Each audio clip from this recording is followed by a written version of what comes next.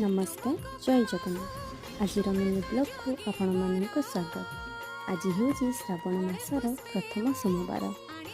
सकाल वर्षा को देखी एमती लगुच आकाशर वर्षा नुह माँ गंगा झरुंट सते महादेव खुशी से झरी उठुंट जमी कथार अच्छी परा महादेव को जी निष्ठार सह डाके से सबू शुणती आ मन कथा जानी बर दे था किए न बुझब। सका सका पूजा कला समय मन पड़गला बाघर से पूर्व दिन कथा जितेबले राति अधरू काउड़िया भाई माने पानी भार नहीं केते मानसिक न करके आसी था महादेव ऊपर पानी टिके ढालिबाई।